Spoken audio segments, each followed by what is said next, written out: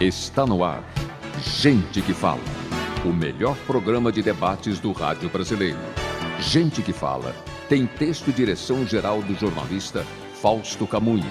Gente que Fala reúne de segunda a sexta-feira formadores de opinião para discutir as principais notícias do dia.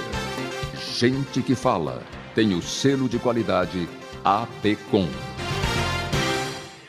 Olá, boa tarde. O programa Gente que Fala está começando ao vivo pela AltV, a TV da internet. Estamos também pelas redes sociais, imagens do Instagram, do Facebook, do nosso canal no YouTube, até a 13h.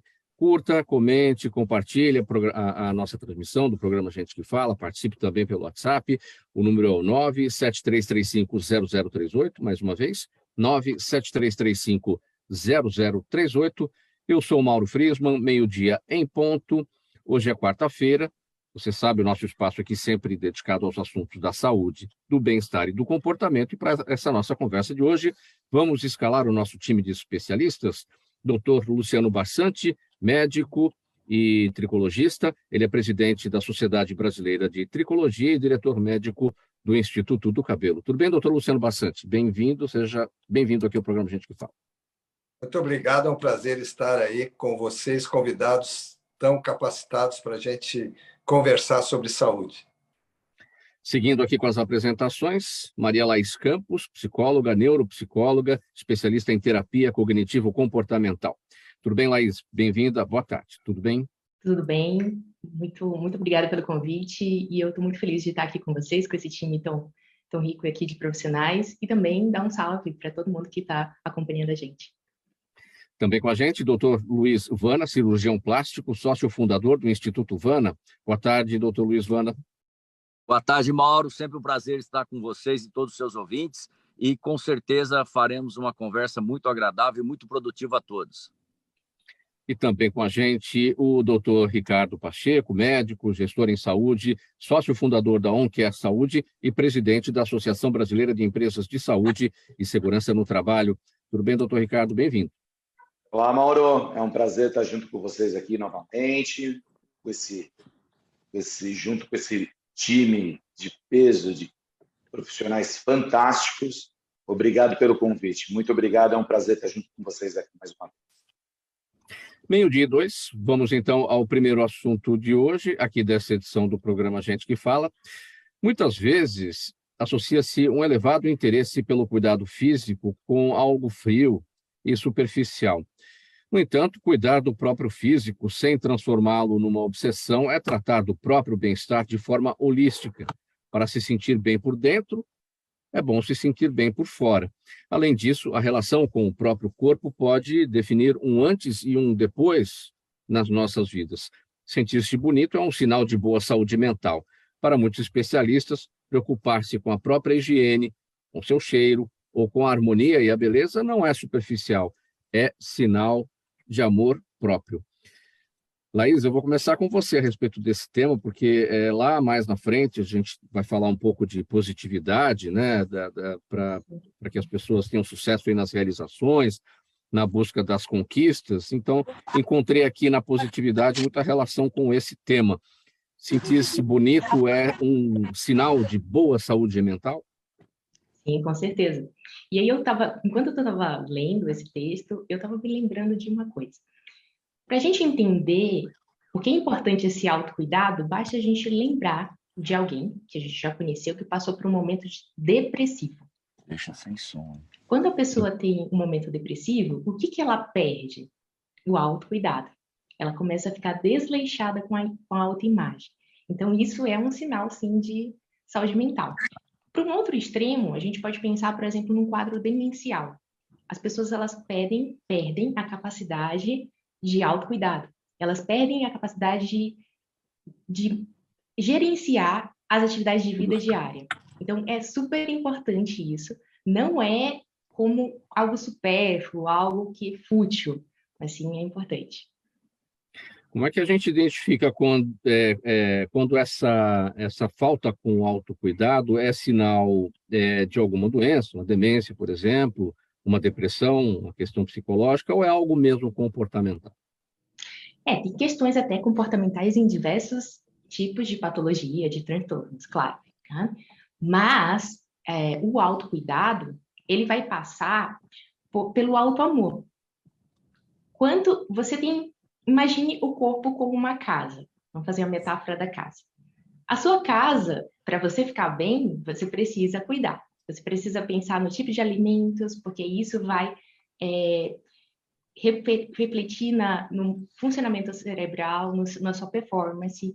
Você também precisa pensar, por exemplo, no seu cuidado com o sono, que é um outro tipo de cuidado. E quando você vai perdendo tudo isso, né, você vai deixando de lado a sua saúde e vai deteriorando outras áreas. Uma coisa que é muito importante a gente pensar do autocuidado é que a autoimagem, como a gente se vê, ela vai refletir como que a gente se comporta.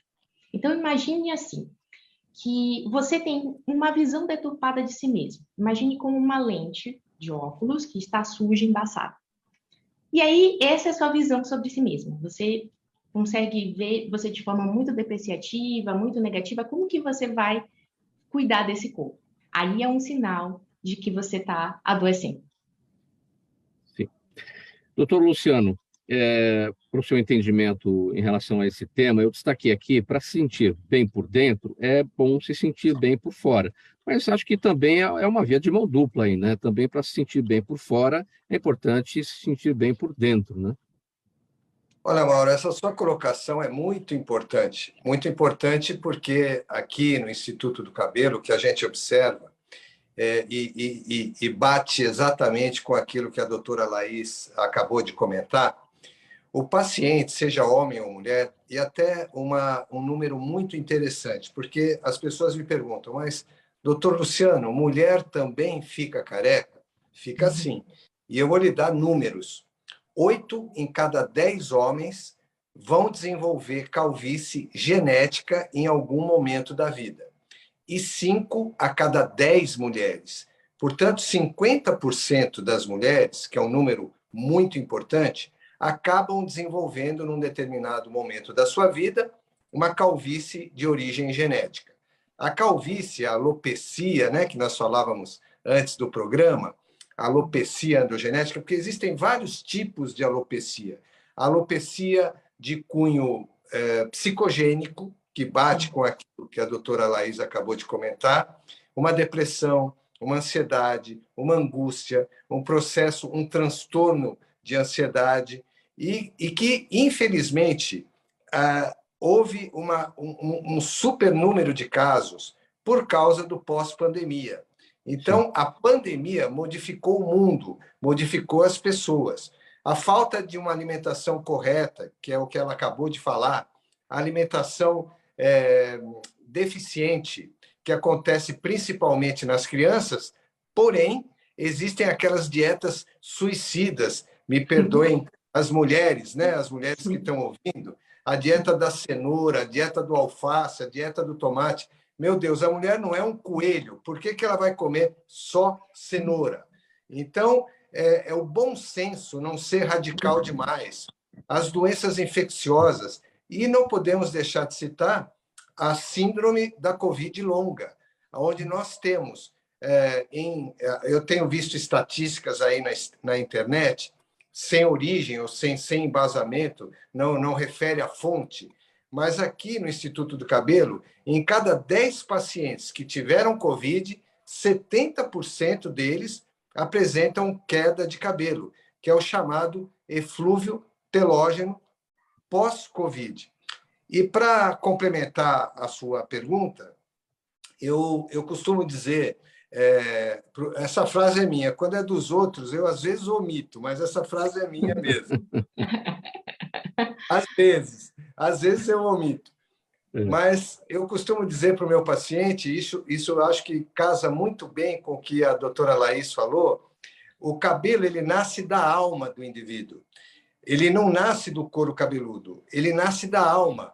Então, se ele estiver bem, o couro cabeludo vai estar bem, o seu cabelo vai estar bem, a vida dele vai estar bem. É a casinha, a metáfora que ela citou aí. Se dentro da casa ele estiver bem, e vejam só, tem outros colegas brilhantes participando dessa nossa conversa aí, eles sabem, E com certeza o público que está ouvindo não sabe que as universidades hoje, de alto nível, já têm uma cadeira de espiritualidade no curso médico. Então, não é isso, doutora Laís? Exatamente.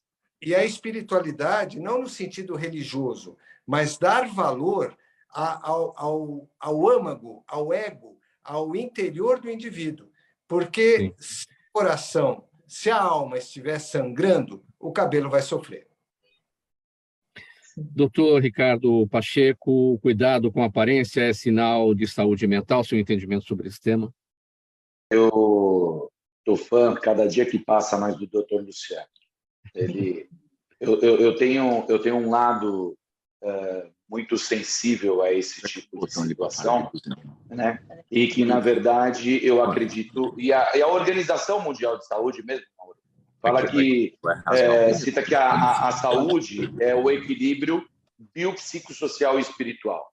A gente tem na Faculdade de Fortaleza, por exemplo, na Faculdade de Medicina, a matéria sobre espiritualidade, ela já faz parte do currículo, porém ainda é opcional. Mas se você for lá para fora, ou seja, lá para os Estados Unidos e Canadá, ela faz parte do currículo integral. E pensando-se nisso, a gente vem fazendo um estudo, eu estou há 26 anos na medicina, então, assim, a gente vem acompanhando o dia a dia da operacionalização, da gestão, da integração da medicina, e a gente enxerga que hoje você tem aí facilmente 75% a 80% da população que não tem acesso à saúde. E não somente isso. Quando você usa a saúde, você usa de uma maneira errada. A cada 100 pessoas e a cada 100 atendimentos que são realizados, 70 não tem com a atividade fim. Ou seja, não tem com aquele foco. Então, na verdade, essa população, além de ela estar muito mal orientada, muito mal gerida, muito mal tratada, ela está doente agora, principalmente quando você pega um vírus como o Covid, que fez com que a população se ajoelhasse para o vírus, independente de status, profissão, independente de qualquer coisa. Nós todos fomos para dentro de casa, eu mesmo fiquei entubado por 15 dias em cima do Covid. Então, assim, você vê o quanto você é suscetível a uma situação que você não enxerga. E quando você tem, como, por exemplo, uma pandemia, e você causou uma exposição de uma fratura na saúde, na economia e na política. Então, aí você vê o quanto que essas pessoas que morreram por falta de oxigênio, sim, por falta de estar junto com a pessoa. E pensando-se nisso, nós não podemos mais aqui ficar pensando que isso é um problema da saúde ocupacional, que é o problema da saúde assistencial, que é um problema da saúde de comunidade. Isso daqui é um problema de saúde. Nós temos que entender que a saúde deve ser vista de um ponto de vista integral e integrada. É integralização entre todos. Desculpa. Doutor Luiz Vana, seu entendimento sobre esse nosso primeiro tema, a saúde, o cuidado com a aparência, sinal de saúde mental?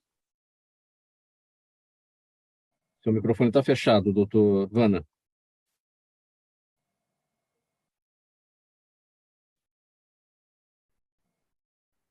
Ainda não, continua fechado, doutor Luiz Vana. No canto inferior esquerdo. Abriu. Aí, sim. Abriu. Vamos lá. Vamos lá, fala aí. Repete, por favor, Mauro. Seu entendimento sobre esse nosso primeiro tema, os cuidados com a aparência, nada de superficial, isso é sinal de saúde mental. Seu entendimento. O que acontece é que está tendo uma supervalorização de tudo no ser humano. E as pessoas, elas estão usando válvulas de escape para, às vezes, fugir de uma realidade. Então, cada paciente tem que interagir com aquele biotipo de corpo que tem e com a capacidade de vida que ela possui. Então, muitas das vezes, a pessoa acaba se frustrando por ter uma perspectiva acima da sua realidade. E outra coisa que acontece, da mesma maneira que as mídias sociais ajudam as pessoas a ficarem mais esclarecidas, a ter noção como é feita uma mamoplastia, como é feita uma cirurgia de rosto, você tem, durante essas mídias sociais, algumas propagandas enganosas que não contam a verdade, só mostram resultados maquiados e, às vezes, não é o que acontece com a população em geral. Então, a medicina, ela depende muito do intelecto e do lado emocional do paciente. É comum um paciente ter uma baixa de imunidade apenas por ter um processo psicológico abalado e essa baixa de imunidade levar esse paciente a uma pequena infecção e, se não for bem tratado, essa infecção aumenta, levando até uma septicemia. Mas e um outro grande detalhe é deixar claro que a medicina, a cirurgia plástica, ela está aqui para te deixar mais bonita, mas ainda é uma cadeira médica que você tem o risco de sempre ter uma complicação que nem sempre é avisado ao paciente. Agora, complicações gerais, complicações corriqueiras que fazem parte desse procedimento, é comum acontecer. O importante é sempre o médico estar do lado e tratar essas complicações. Agora, é evidente que quando o médico atende uma paciente, ele tem que prestar muita atenção no seu grau de expectativa. Se o médico perceber que a paciente está com uma expectativa acima do que a medicina possa lhe oferecer, esse médico tem que tentar, de uma maneira bastante clara, explicar para essa paciente que a medicina vai propor um resultado melhor no seu corpo, no seu rosto, ela vai ficar mais bonita, mas dentro daquilo que é possível ser realizado. Você não pode falar em fantasias, você não pode causar uma certa ilusão de que o paciente, essa prótese. Hoje se fala muito na técnica dual plane, que eu particularmente não acho a mais segura. Na técnica dual plane, fica só metade da prótese por baixo do músculo e a outra metade fica expostas. Então, o que acontece? Não está errado usar essa técnica. Só que no momento que você junta um pouco de seroma ou faz um pouco de infecção, essa prótese que não está totalmente protegida pela musculatura, ela acaba se invadindo, ela acaba saindo, extruindo pela pele, pela cicatriz onde foi colocado. E no momento que você tem uma cirurgia que a prótese começa a ficar exposta, fica difícil do tratamento. Então, você tem dois detalhes. Às vezes, forma só o seroma e ele começa a vazar, e aí com isso vai abrindo essa cicatriz e chega num ponto que a prótese fica exposta. Quando isso acontece, você tem que intervir, você tem que reoperar essa paciente, fazer uma boa asepsia e fechar essa ferida e colocar um dreno. E às vezes só isso não resolve. Às vezes há necessidade de retirar essa prótese que já está infeccionada, essa paciente vai ficar de 90 a 120 dias sem a prótese e só depois você vai intervir e novamente colocar a prótese nessa paciente. Mas realmente é um risco que acontece e em prótese de mama é um risco ainda bem menor do que a prótese de glúteo, pelo fato de a prótese de glúteo, na região glútea, o nível de infecção ser muito maior. Então, na prótese de glúteo é bem mais arriscado, é bem maior o risco de ter um seroma e uma infecção do que na prótese de mama, mas na prótese de mama pode acontecer também. E às vezes o que propicia esse seroma, às vezes pacientes que já teve injeção de silicone líquido, aquilo propicia um ambiente inflamatório muito inóspio. Então, mesmo você retirando aquele silicone líquido que você não consegue tirar totalmente, em pacientes que já fez o uso do silicone líquido, que é o silicone industrial, e você vai colocar uma prótese, o risco de um seroma e de uma contaminação também é muito maior. Agora, este problema enfrentado pela youtuber Luísa Marilac, ele é comum? E se ele é comum, quais são os meios, os caminhos para minimizar? Ela teve aí um atendimento às pressas e foi fundamental. Havia um risco iminente de morte ali por infecção generalizada, por sepse. Perfeitamente. No momento que começa uma inflamação, o médico tem que intervir. Porque no momento que você tem aquela coleção de líquido que vai inflamando, vai ficando purulento, você tem que tirar aquele líquido do organismo. Então, você tem que drenar aquele líquido. Qualquer inflamação dessa dessa maneira, é como se fosse um furúnculo grande. No momento que ele rompe e começa a vazar a secreção, nesse momento já dá início ao tratamento. Na maioria das vezes, você drenando essa infecção e entrando com antibiótico, você já consegue resolver. Algumas vezes há necessidade de, além disso, você colocar um dreno. Você fez tudo isso, colocou o dreno, lavou, a infecção continua e não está havendo melhora, aí a prótese começa a extruir, começa a sair pelo corpo, aí há a necessidade de fazer a intervenção, retirar a prótese e deixar um tempo essa paciente sem a prótese para depois de 90 a 120 dias você retornar a colocar a prótese nessa paciente. Claro que é preciso conhecer exatamente o quadro da Luísa Marilac, da paciente, enfim, mas depois de todo esse processo, ela, com uma nova cirurgia, ela pode refazer o projeto que ela tinha, enfim? Ou não tem mais condições? Sim, perfeitamente. Não tem condições de refazer essa prótese. Vai depender do tamanho do grau da inflamação dela, mas geralmente de 90 a 120 dias, você já tem condições de colocar uma nova prótese na paciente. Muito bem. E o alerta final para quem vai se submeter a esse tipo de procedimento, doutor? O mais importante é você estar com um médico confiável e com um médico que você possa contar com ele na hora de uma complicação. Porque a complicação ocorre com todo médico que opera. Agora, o que não pode acontecer é um paciente ter uma complicação e o médico abandonar. Então, uma complicação pode acontecer, mas nessa hora você tem que ter o seu médico presente e intervir para o quê? Solucionar essa complicação e não causar um dano maior ao paciente. 12h23, programa Gente que Fala, edição de quarta-feira, com os temas da saúde, do bem-estar e do comportamento. Estamos ao vivo pela AltV, a TV da internet, também estamos pelas redes sociais, imagens no Instagram, do Facebook, do nosso canal no YouTube, WhatsApp para você, 973350038 para as perguntas, aqui para os nossos entrevistados no finalzinho do programa. Vamos passar agora para o próximo tema, doutor Ricardo Pacheco. Crise econômica, pandemia e agora um reajuste de mais de 15% sobre os planos de saúde. É nesse cenário que nasce o cartão OnCare+, uma assinatura com benefícios de descontos em consultas médicas e exames realizados em clínicas da própria rede. De acordo com a Agência Nacional de Saúde, a ANS, a adesão aos cartões de benefícios tem ganhado espaço no mercado nacional, mas é preciso compreender as principais diferenças que têm feito as pessoas migrarem de um plano de saúde para esse tipo de serviço. Quais são essas diferenças, doutor Ricardo Pacheco, entre o plano de saúde e o cartão de benefício? A primeira coisa é você ver, Mauro, que o que aconteceu aí na pandemia foi uma queda muito séria, né, na questão do poder aquisitivo da população. Primeira coisa. Segunda coisa, que a partir do momento que você tem um poder aquisitivo menor, você automaticamente vai cair na saúde, no Sistema Único de Saúde. O Sistema Único de Saúde, os nossos colegas médicos que estão aqui podem afirmar, assim como nós, que ele está completamente abarrotado. Com a questão da pandemia, nós tínhamos, por exemplo, casos de outras áreas. Vou dar um exemplo na ginecologia. Uma mulher que tinha um cistozinho de mama, hoje tem um nódulo de mama, né? Você tem pessoas que estavam com um tratamento agendado para ser realizado em uma determinada época, isso daí atrasou-se pelo menos de uns 2, 3 anos, né? Comprometendo muitas das vezes a vida do paciente, né? Você tem uma sistematologia onde que você precisa de uma organização, de orientação e de ajustes na saúde.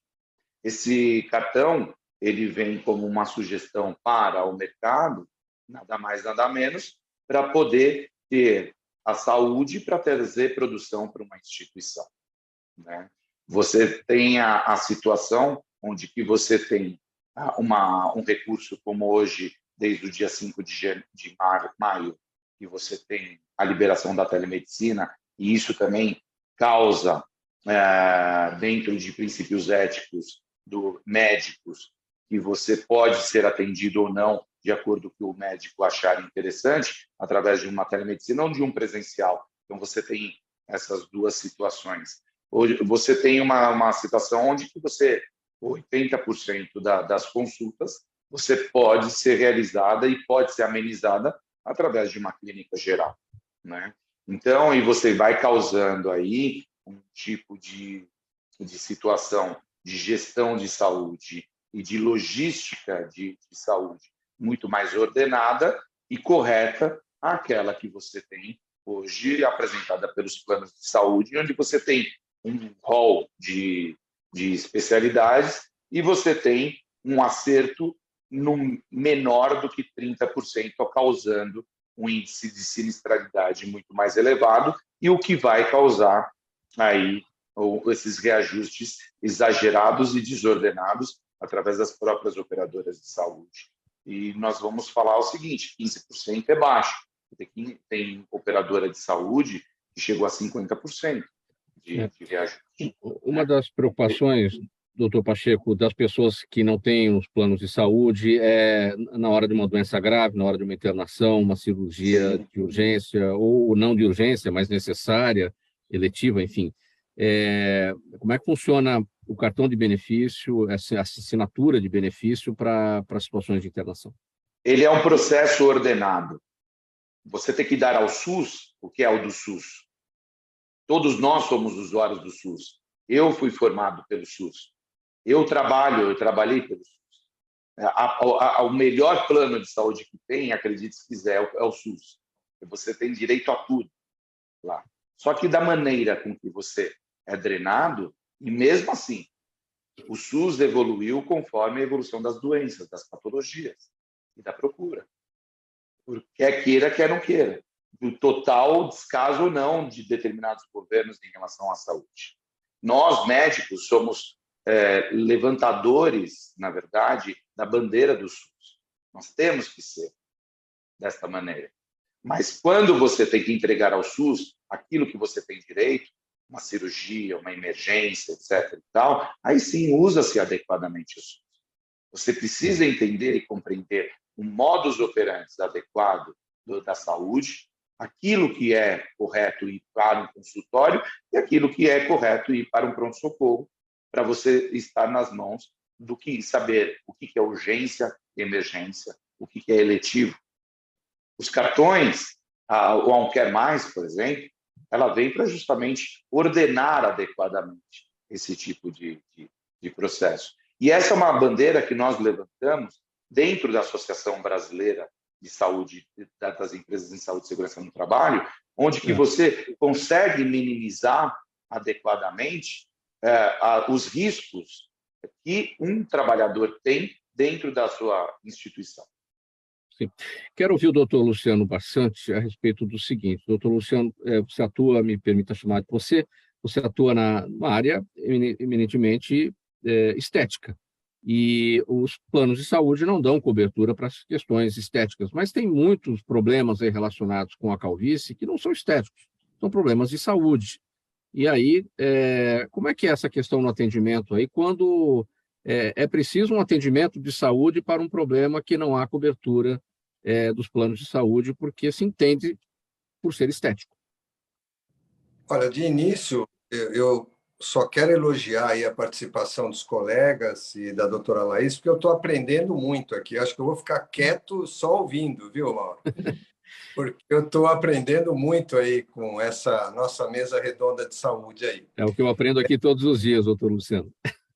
Isso é muito bom, aprender é sempre muito bom. E o que eu posso te dizer, Mauro, é o seguinte: você tocou num ponto vulnerável, porque todas as patologias, embora você tenha colocado que eu trabalho com estética, ou o médico e-tricologista, o médico e-tricologista, a tricologia é uma pós-graduação que, na verdade, integra a área médica com as diversas especialidades. Por exemplo, o psicólogo, como a doutora Laís, o psiquiatra, o ginecologista, o dermatologista, enfim. Há uma integração multiprofissional, cirurgião plástico, no caso, quando o paciente precisa de um transplante capilar, há uma indicação no transplante capilar. Então, veja só, embora o resultado final do nosso trabalho seja estético, são doenças catalogadas pelo Código Internacional de Doenças. Então, nós profissionais somos familiarizados com isso, é uma sigla chamada CID. Então, por exemplo, a calvície, nós falamos em alguns tipos de calvície aí. A calvície, a alopecia, como nós dizíamos, a alopecia androgenética, a alopecia por eflúvio telógeno, ela é catalogada como doença pelo Código Internacional de Doença. E nós devemos pensar também no paciente pós-quimioterapia, por exemplo. O paciente pós-quimioterapia que perde seus cabelos pela ação de um medicamento que vai salvar a sua vida. Então, tudo isso tem que ser analisado, e você tem razão, nesse sentido, os convênios particulares, os convênios privados, não pagam o tratamento desses pacientes. Então, imagine você, a mulher, o homem acabou de vencer o câncer, ele é o vencedor, mas sobra o estigma da calvície, da perda de cabelo. Embora, muitas vezes, a perda de cabelo pós-quimioterapia se resolva por si só, ele quer um apoio, ele quer acelerar a velocidade de crescimento desse fio, que é possível, é factível. Então, é muito importante saber também da utilização, da indicação da touca térmica, que se usa no processo de quimioterapia. Outra coisa importante também, existem doenças de origem psiquiátrica, de origem psicológica. Vou dar um exemplo da alopecia areata, que é aquela alopecia que forma rodelas, que formam falhas. Até esses dias aí, uma atriz, uma senhora ex-BBB, né, que fez o Big Brasil. A gente vai falar dela já daqui a pouquinho, sim. Eu só estou dando uma pincelada aí. Sim, é um spoiler. Para você ver como é importante, Mauro, o acesso do paciente. Aliás, eu vou chegar até mais longe. Eu acho que consultórios de atendimento para calvície deveriam existir nas unidades básicas de saúde, sabe?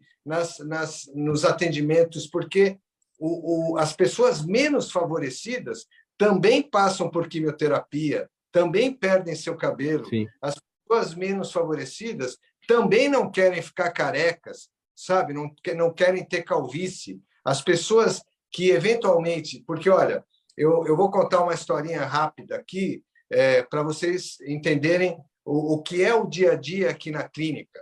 Eu atendi um senhor há uns 2 anos atrás, e esse senhor ele tinha um problema de queda acentuada do cabelo, porém, ao exame, nós fazemos 2 exames clínicos específicos, que é um scanner, que aumenta até 30 mil vezes o couro cabeludo, e o microscópio de tela, para a gente ver o bulbo capilar.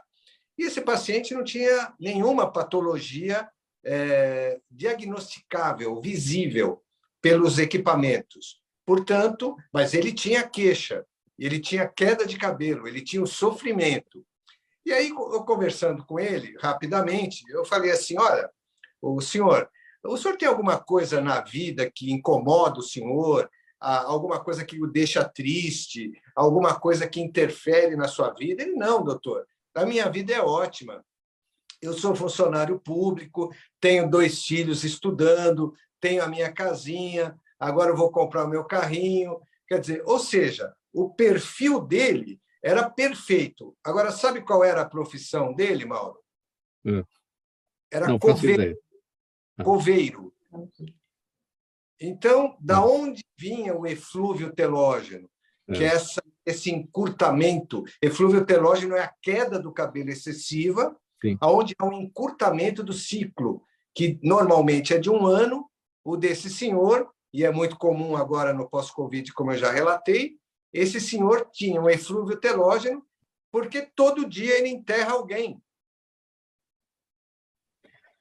Está explicado, doutor Luciano Barsanti. Está muito bem explicado. Pessoal, 12h36, a gente vai fazer uma parada breve aqui. Estou atrasado. Mensagem do nosso apoiador no intervalo. A gente bebe um golinho de água cada um. Na volta aqui a sequência dos temas. Até já. Toda ação estratégica de sucesso tem um componente fundamental: um instituto de pesquisas ético, rápido e preciso. Afinal, é ele que vai fornecer informação confiável, sem achismos ou palpites. E isso, numa época de mudanças rápidas e repentinas, é fator crítico de sucesso. A Orbis é um instituto de pesquisas que une precisão e confiabilidade estatística com a mais alta tecnologia em pesquisas do mercado. Tem inteligência artificial, robótica e Big Data, entre outros recursos, para que você tenha uma informação correta, confiável, com o menor custo e no menor tempo possível. Na sua próxima ação, seja ela corporativa ou política, comece pela Orbis, porque com a informação correta, você vai mais longe, mais rápido e com mais segurança.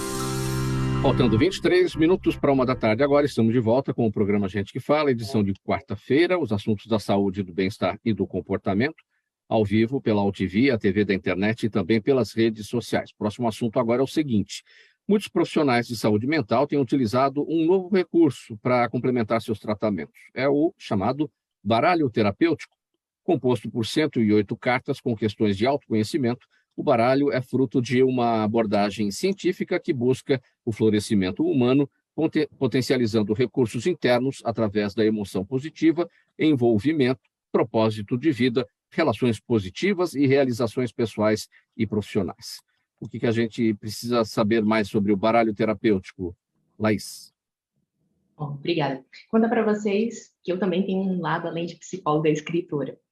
E a pressão, né, por ensinar, orientar as pessoas, me fez escrever esse baralho. Na verdade, eu já escrevi 2. Escrevi esse primeiro, que eu vou contar um pouquinho sobre ele, que é embasado na psicologia positiva, que é a psicologia da felicidade.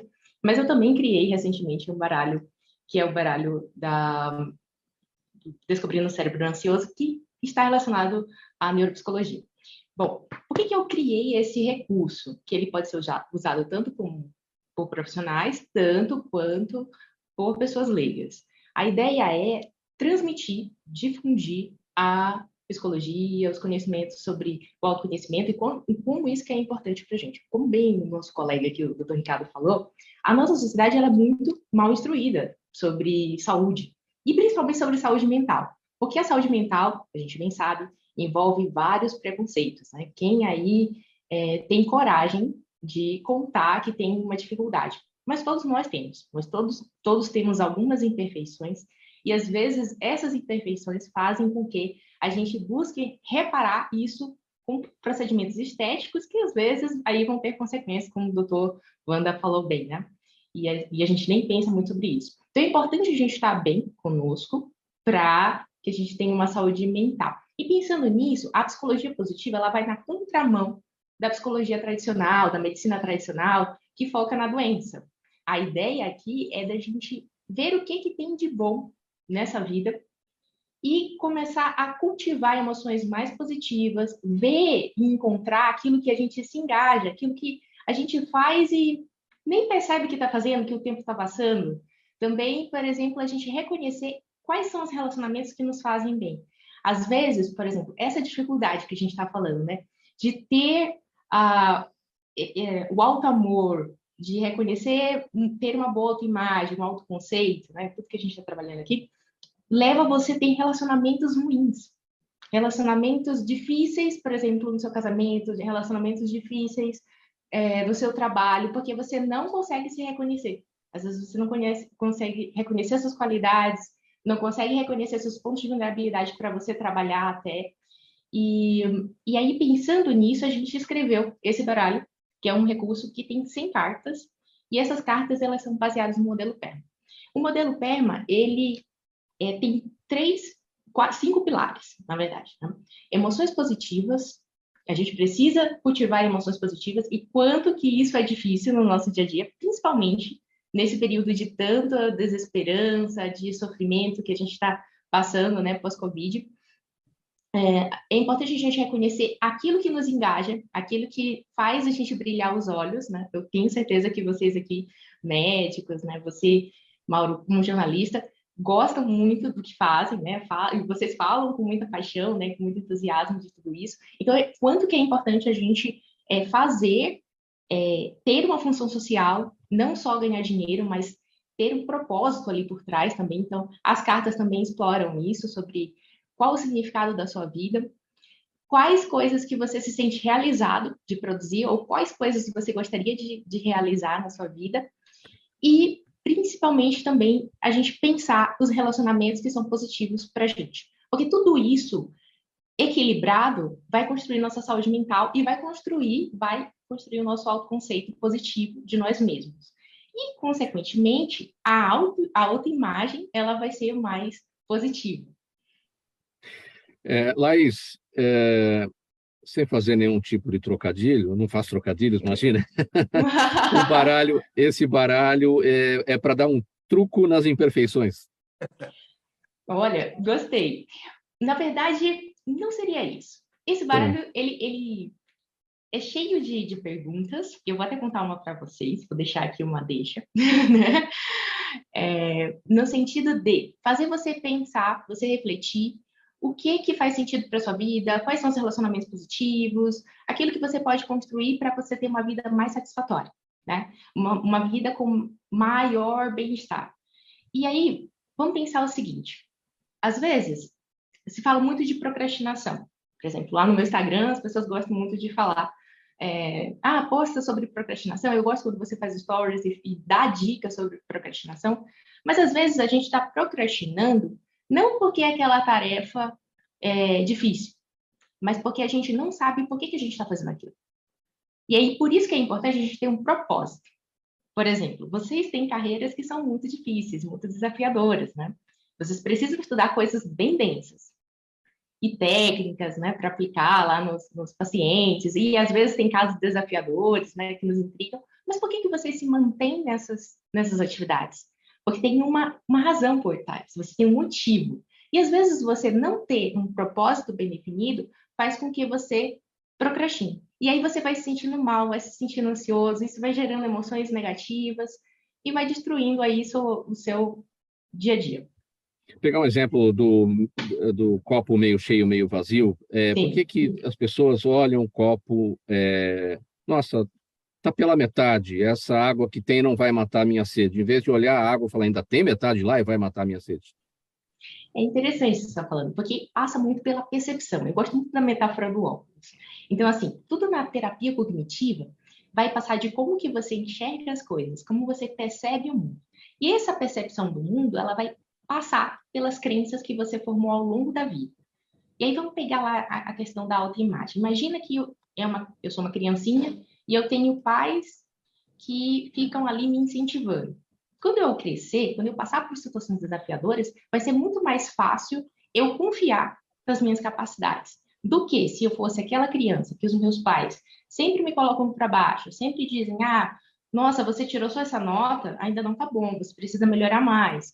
E aquilo vai, né, causando falhas ali na construção da minha autoimagem, da minha autoestima e também do meu autoconceito. E vai ser muito mais difícil, né, eu me amar e perceber como uma pessoa de valor, uma pessoa que pode ser amada primeiro por mim mesma e depois transmitir amor para as outras pessoas. E isso vai impactar nas minhas relações. Então, tudo passa pelas percepções. E, às vezes, tem muita gente com percepções deturbadas. A gente fala, dentro da terapia cognitiva, sobre os pensamentos disfuncionais. Existem vários tipos, e dentro da terapia, né, dentro da sessão de terapia, a gente vai descobrir que tipo de padrão de pensamento que você tem mais frequente. Tem muita gente que tem a tendência de olhar as coisas de forma muito negativa. Ela vai olhar lá o copo meio vazio sempre. E aí a gente vai ter que corrigir essa percepção, limpar essas lentes para que ela possa ter uma vida melhor. Muito bom. 12:45 agora, a gente vai seguir com o próximo tema aqui, com o Dr. Luciano Barsanti.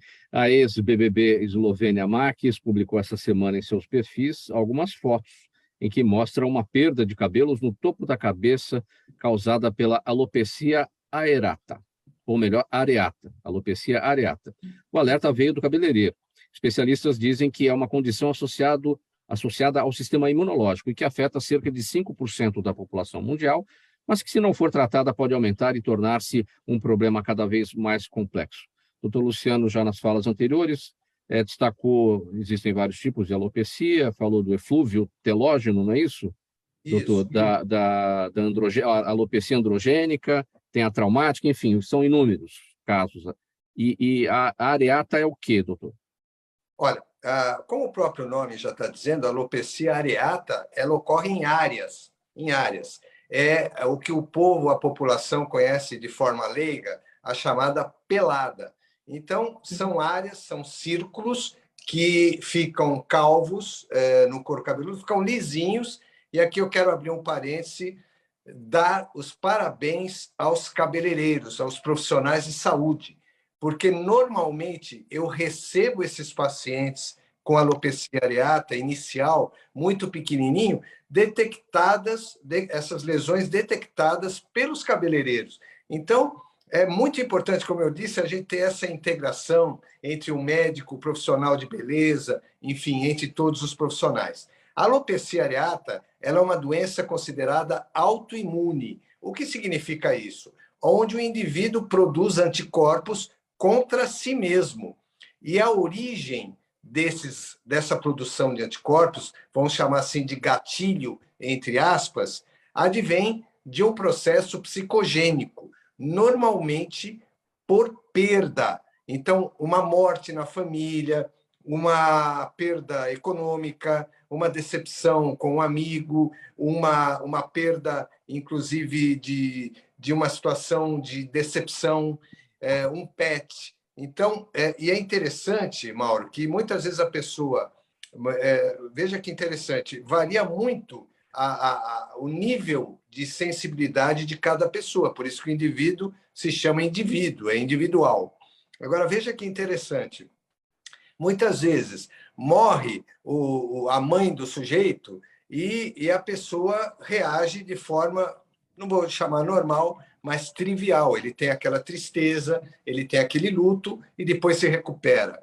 E outras pessoas, por exemplo, morre o peixinho no aquário, que está lá nadando, e a pessoa sente aquilo como uma perda interessante.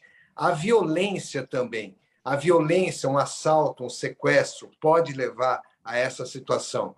Outra coisa importante também, que eu tenho observado na alopecia areata, é que o paciente ele tem medo de falar de algumas situações, como, por exemplo, o assédio. Não só o assédio sexual, mas o assédio moral, principalmente que as mulheres sofrem todo dia. Porque a mulher, e aqui vai outro parênteses, a mulher ela deve ser idolatrada, Mauro, porque a mulher ela tem a terceira jornada. Ela passa o dia inteiro trabalhando aí, que nem a doutora Laís, aí ela chega em casa e tem que cuidar da casa, do filho, se tem filho, do marido, do cachorro, enfim.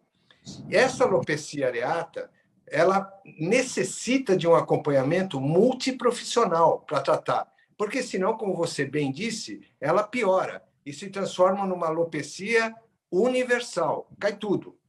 Então, o que é importante, até embora eu não conheça o caso dessa moça aí, ela participou do BBB 22, né? Imagine a pressão que essa mulher teve lá dentro, entendeu? A pressão, porque tem a competição, tem o estresse da pressão do próprio canal de televisão, da produção, dos competidores. Então, isso levou, com certeza, foi um dos gatilhos que levaram à alopecia areata.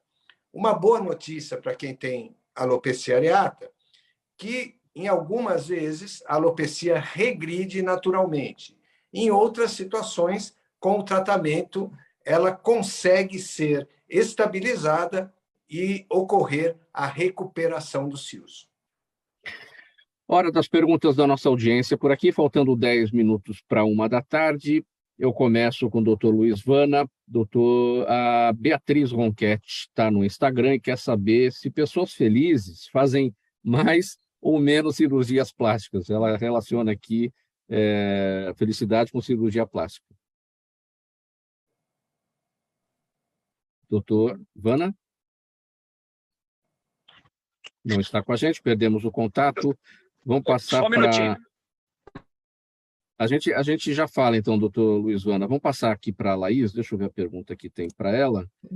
Laís, o seu Jaime, do Jardim Bom Filhole, está com a gente todos os dias e quer saber o seguinte: em que medida a saúde mental do brasileiro está contribuindo para o aumento do número de suicídios? Importante lembrar que a gente está no Setembro Amarelo, né, que é o mês para a gente chamar atenção com as campanhas para essa questão do suicídio, né? Excelente, que bacana essa pergunta do Jaime, né? Eu fico feliz pelo interesse. Bom, a gente precisa lembrar que o Brasil ele tem um alto índice de transtornos mentais e muitos casos que não são notificados, não são identificados, não são assistidos. A gente fala um pouquinho do SUS hoje, né? E o SUS, ele não contempla, eu também já fiz parte do SUS na residência em Neurologia e Neurocirurgia pela Escola Paulista, e ainda faço parte da Escola Paulista atualmente, e o que eu noto é que não existe um sistema para absorver essas pessoas que estão sofrendo pela saúde mental. A gente já estava sofrendo muito antes da pandemia, e isso se agravou consideravelmente. Então, por exemplo, esse período é um período muito crítico, e que bom que a gente tem essas campanhas, como o Setembro Amarelo, que é uma iniciativa muito interessante para a gente começar a conscientizar as pessoas dos primeiros sinais. Às vezes, muitas das vezes, acontece parecido com um caso lá que o Dr. Ricardo ilustrou da oncologia. Você tem sintomas e sinais de ansiedade em nível leve, isso vai se complexificando, vai ficando moderado e vai chegando até níveis graves, assim também como sintomas depressivos. E pode acarretar lá no suicídio. Então, precisa ficar alerta. A pergunta agora para o doutor Ricardo. Vera Lima está no Facebook. Doutor Ricardo, ela quer saber, né, como é a relação dos cartões de descontos ou benefícios com o rol de procedimentos da ANS. Todos eles estão previstos ou cada empresa e contrato tem o seu próprio critério? A pergunta da Vera Lima. Tem próprio critério. Você tem cartões, na verdade, serviços que são focados para um público-alvo, e a partir daquele público-alvo você vai dar um número X de benefícios. Ele não entra nas questões de rol da ANS, apesar da ANS, obviamente, ela liberar esse tipo de procedimento, né? Mas não se trata de um plano ambulatorial, não se trata de um plano de saúde. É uma sistematologia que a empresa entende que aquele pessoal, aquele grupo de beneficiários, eles tenham uma situação mais suscetível, e você, então, vai fazer um planejamento em cima daquela população necessária. Acho que já temos o doutor Luiz Vana de volta. Beatriz Ronquete no Instagram quer saber se pessoas felizes fazem mais ou menos cirurgias plásticas, doutor Vana. Olha, quanto melhor estiver espiritualmente e mentalmente a pessoa, melhor ela vai ser submetida a uma cirurgia plástica e menos complicações ela vai ter. Agora, no momento que a pessoa está feliz, ela está olhando o seu corpo, ela está fazendo a dieta, ela está fazendo exercício, e ela vai achar alguma coisa que ela pode melhorar. No momento que ela sentar na frente de um profissional e disser as suas queixas, esse médico que estará atendendo vai falar para ela, dá para fazer isso, dá para fazer aquilo. Então, assim, mas é muito importante, quando você for fazer uma cirurgia plástica, você focar naquilo que realmente você está mexendo. Você vai fazer uma cirurgia de pálpebra. O que vai ficar mais bonito em você vai ser a sua pálpebra. Você vai fazer uma cirurgia de mama. Então, você vai melhorar a sua mama. Agora, isso, às vezes, não vai melhorar outros quesitos que está te incomodando. Outra pergunta aqui para Laís, antes da pergunta aqui do doutor Luciano, bem rapidinho, Laís. O nome aqui é difícil, a pronúncia, Iua, eu acho que é isso. Me perdoe se eu estiver pronunciando de forma errada, está no YouTube. Quer saber como fazer para se informar mais sobre os baralhos terapêuticos. Sim. Você pode acessar, Yudi, o meu Instagram, ou me encontrar nas redes sociais, no site, e aí a gente conversa sobre os baralhos e eu posso ensinar você a utilizar. Pergunta aqui para o doutor Luciano Barsante, vem do Rodrigo Monteiro, ele está no Facebook. Doutor, recentemente, diz ele, o The New York Times fez uma reportagem sobre o crescimento de cabelo após o uso do minoxidil de forma oral. Apesar dos riscos, o que há de real nessas informações? É a pergunta do Rodrigo. Olha, eu respondi muito essa pergunta durante essa semana pela publicação do New York Times e do Estadão, e, enfim. Eu quero colocar a seguinte situação. Só um parênteses, doutor, é que o minoxidil, ele normalmente é aplicado de forma tópica, né, em gotas, ele é manipulado, ou aquela espuma, o FUAN, né? Isso, muito bem, De forma isso tópica. mesmo. Então, eu vou dar um embasamento. O minoxidil oral, ele não é avalizado, ele não é permitido, o uso do minoxidil oral, ele não é avalizado, nem permitido, nem aprovado pela Anvisa, pelo FDA americano e por qualquer órgão de regulamentação medicamentosa em toda a Europa. Portanto, embasado nisso, eu pessoalmente não prescrevo o minoxidil oral. Não sou dono da verdade. Cada profissional que eventualmente prescreva isso é responsável pela sua prescrição.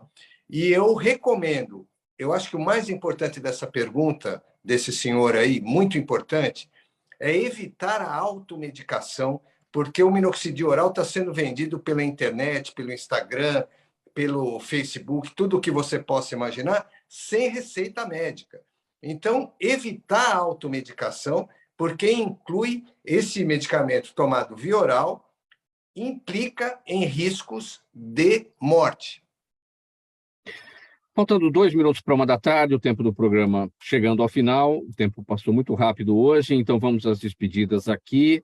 É muito breve, o doutor Luciano toca a palavra, sua despedida e seus canais. Muito rapidinho para a gente passar para os demais, doutor. Olha, eu só quero agradecer o convite, a honra e o orgulho de ter participado com esses profissionais, e eu acho que, se eu puder resumir tudo que nós falamos aqui, leve uma vida feliz, uma vida sadia, que você vai estar cada dia mais bonito e com mais cabelo. Laís Campos, sua despedida e seus canais. Bom, meus canais podem me encontrar como Maria Laís Campos, tanto o site quanto o meu Instagram. E deixo aqui para vocês uma perguntinha do baralho. O quanto que você tem cuidado de si? Qual o tempo da sua rotina que você prioriza para cuidar de você? Obrigada. Excelentes perguntas. Vamos parar para a reflexão aqui neste final do programa Gente que Fala. Doutor Luiz Viana, sua despedida e seus canais. Prazer sempre imenso estar com todos vocês, com todos os ouvintes. Você é sempre um querido. E basta digitar aí em qualquer rede social. Meu nome é Dr. Luiz Anísio Viana e será um prazer sempre estar com vocês. E só para falar rapidinho, tem vários procedimentos que dá para ser atendido pelo convênio. Um deles é a pálpebra, porque quando a pálpebra vai caindo, ela atrapalha a visão, o convênio da cobertura. Cirurgia de mama, quando o paciente tem câncer ou a mama é muito grande, o convênio da cobertura. Cirurgia de abdômen, quando o paciente emagrece bastante quilos. Não precisa ter feito a cirurgia de estômago, basta ter emagrecido, o convênio da cobertura. E quando você tem alguma cicatriz que não ficou legal, que não está boa, o convênio também tem cobertura. Então, tem muitas cirurgias plásticas que dá para ser realizado pelo plano de saúde. Muito obrigado. Ótimas informações, doutor Luiz Viana. E o Ricardo Pacheco agora, despedido e os canais, rapidinho. Antes de mais nada, muito obrigado, Mauro, muito obrigado a todos do Gente que Fala. É um prazer estar junto com o doutor Luciano, doutora Maria Laís, doutor Luiz Viana. Para poder encontrar alguns assuntos mais especializados, a gente deixa o www.onquersaude.com.br e também as questões relacionadas às normativas e etc. e tal, pela abrest.org.br. O nosso recado é que não deixem-se de se cuidar, de cuidarem. Muito obrigado pela presença de todos vocês, em nome da equipe do programa Gente que Fala. Ponto final nessa edição de hoje, com os assuntos da saúde, do bem-estar e do comportamento. Estiveram com a gente o médico e tricologista Luciano Barsante, a psicóloga e neuropsicóloga Maria Laís Campos, o cirurgião plástico Luiz Viana e o médico e gestor em saúde Ricardo Pacheco. O programa Gente que Fala é uma realização da ABECOM, na técnica da AltV, o Sérgio Oliveira. Valeu, Sérgio, pelos trabalhos. Apresentação minha, Mauro Friesman, pauta e redação do Pedro Schiavon, Zenilda Salvato, nossa diretora de produção, jornalista Fausto Camunha, nosso diretor-geral, na AltV, a direção-geral do Alberto Luchetti, e do outro lado, você, espectador, você, internauta, a razão da nossa presença aqui todos os dias. A gente volta a se falar amanhã a partir do meio-dia, ao vivo, aqui pela All TV. Não saia do ar, a gente vai conversar um pouquinho nos bastidores aí. Até já, gente. Um abraço para todo mundo.